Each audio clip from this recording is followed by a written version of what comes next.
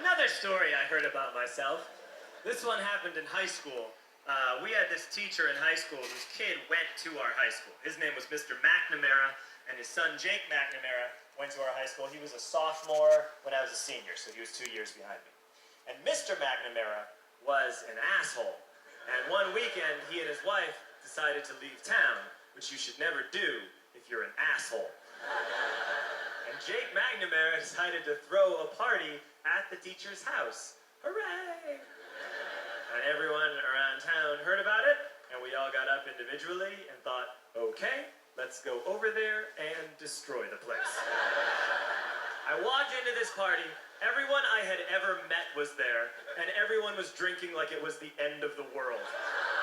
People were drinking like it was the Civil War and a doctor was coming to saw our legs off. It was totally unsupervised. We were like dogs without horses. We were running wild. I walked down to the basement. They had a pool table in the basement.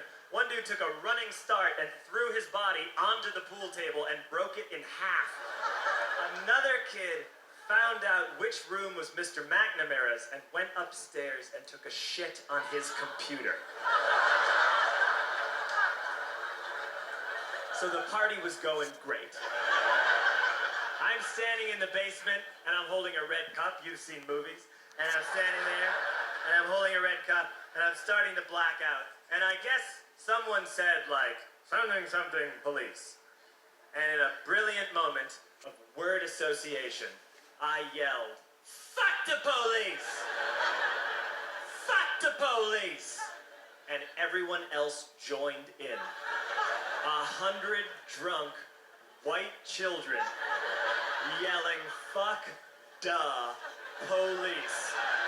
With the confidence of guys who have like already been to jail and aren't afraid of it anymore. You know that like, I served my nickel, you come and take me confidence. But white children. The reason someone had said something police was because the police were there. So a Chicago police officer walked down the stairs and got to the bottom in the basement and looked out over a sea of drunk toddlers yelling, fuck the police, in his face. And he was almost impressed. He's like, wow. And then he leaned into his walkie-talkie and went, get the paddy wagon. And my friend John, who is now a father, this man now has a baby, he grabbed a 40, smashed it on the ground, and yelled, scatter! And everyone ran in a different direction. We all ran in different directions. It was like that scene in Ratatouille when the humans come in the kitchen and all the rats go in different ways. We all ran in different directions. I ran into the laundry room and I jumped up on the washing machine and I crawled out through a window into the backyard, and now I'm running through the backyard and there was this big chain link fence and I thought, I've never climbed a fence that high before. And then I woke up at home.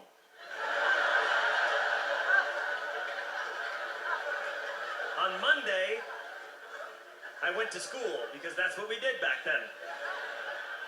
And I'm walking into the school building, and who do I see but Jake McNamara? And he says to me, hey, were you at my party on Saturday? And I said, no. You know, like a liar. And he said things got really out of hand. Someone broke the pool table. Someone took a shit on my dad's computer.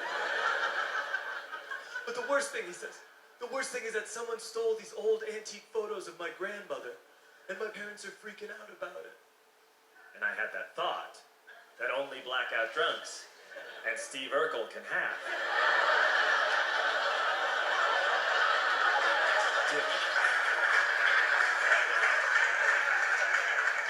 Did I do that? I figured no, I wouldn't have done that. But I was never sure until 2 years later.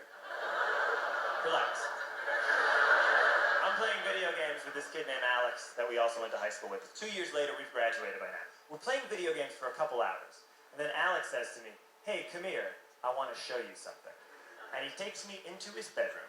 And then he takes me into a side room off of his bedroom. Never a good thing to have. He shows me a tiny room that is covered wall to wall in stolen antique photos from different people's parties over the years.